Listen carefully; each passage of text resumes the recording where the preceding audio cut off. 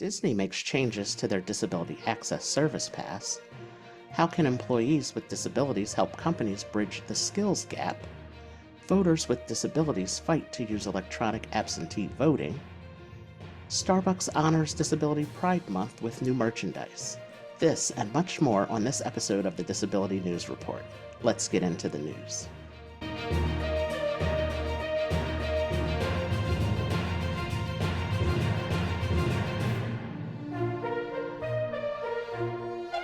This is the Disability News Report with host Arthur Aston.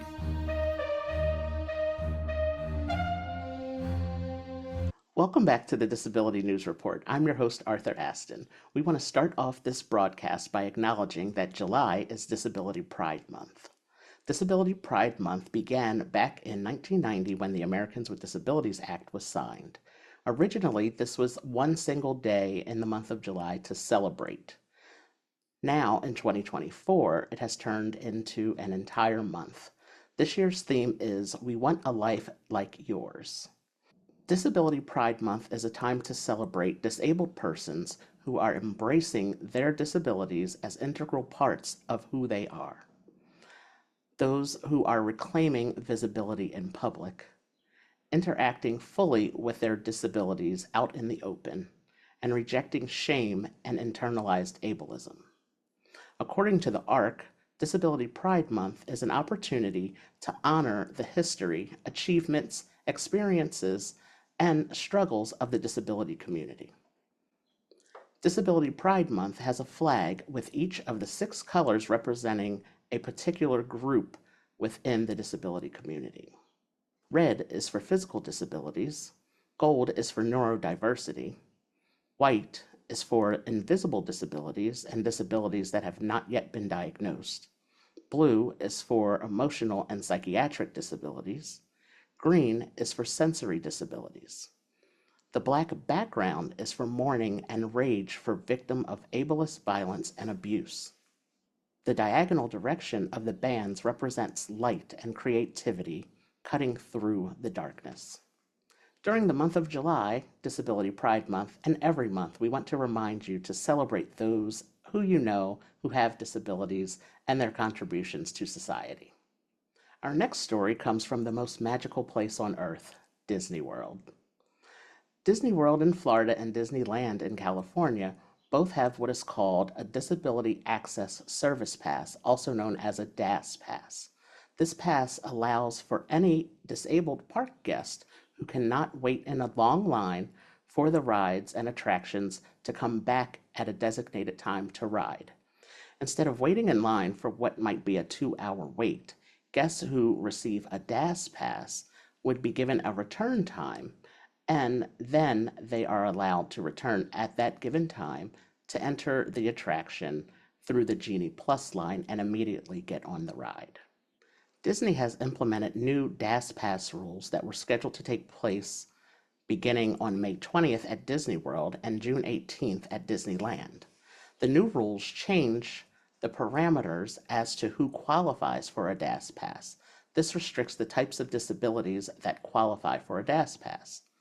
After these recent changes have taken place, guests have reported that they or family members in their party have been denied DAS Pass access even though they have diagnosed disabilities like Crohn's disease, type 1 diabetes, PTSD, and others.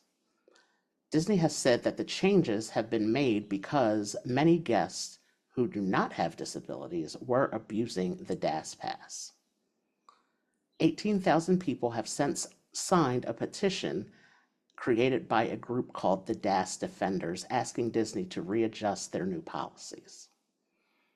Changes to the DAS Pass policy will impact so many more people who now qualify as having a disability, a number that is estimated to be 2 million, who now have disabilities because they have long COVID symptoms after being diagnosed with COVID-19.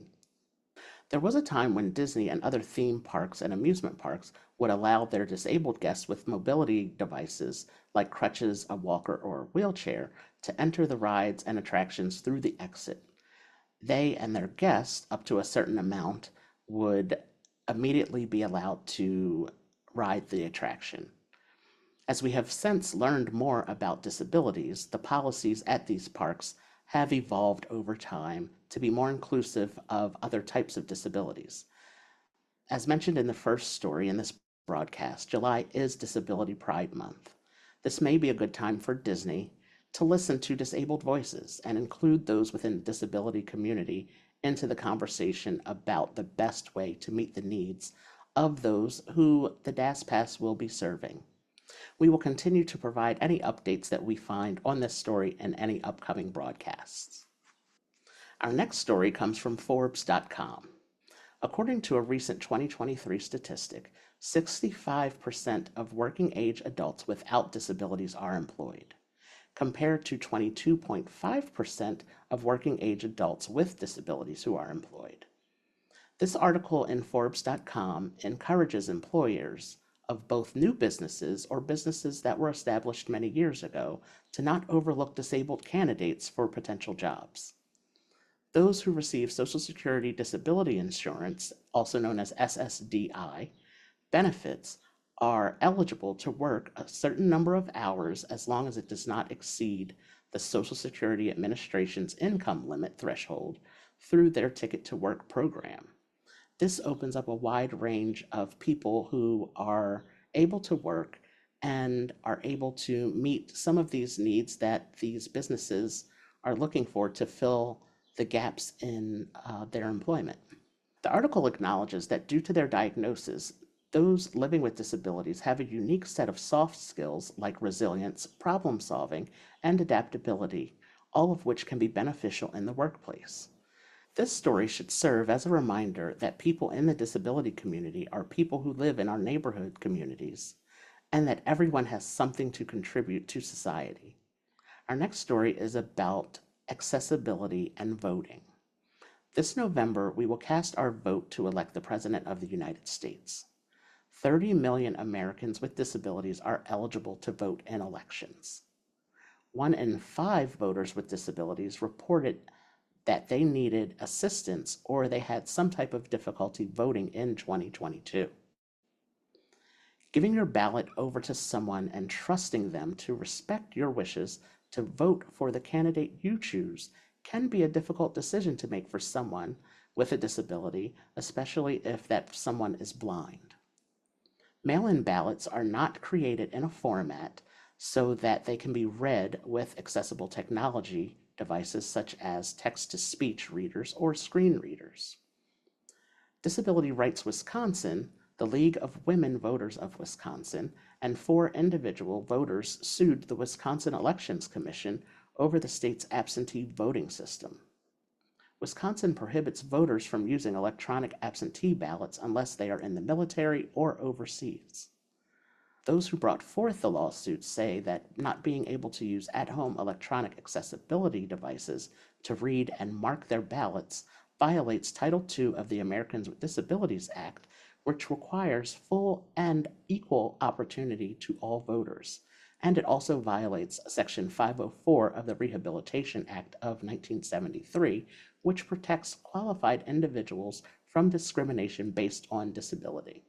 Those who brought the lawsuit asked the court to order the Wisconsin Elections Commission to implement the use of an electronic option before the state primary in August and the general election in November.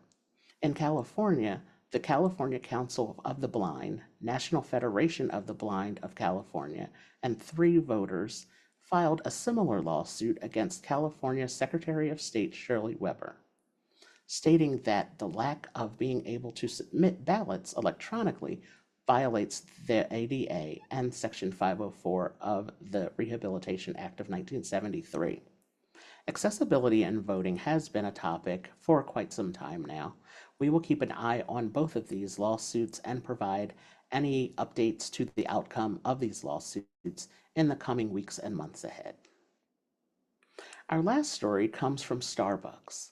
The company is sending out a message to the disability community, and that is a message of community and care. Illustrator Ananya Ryo Middleton is a painter who lives with multiple sclerosis and post-concussion syndrome. She created a collection of plastic and stainless steel cold cups, tumblers, and water bottles as part of Starbucks' Artist in Collaboration program. This collection is now available in stores and includes images of different people who represent a range of disability diagnosis. Ananya states that she included a sunflower to represent those with invisible disabilities. The words community and care are printed on the products, and to Ananya, they represent the experience she has as a woman of color who is part of the disability community. She also felt that the message of care and community are common human experiences that a lot of people would be able to relate to. This has been the Disability News Report. Thank you for watching.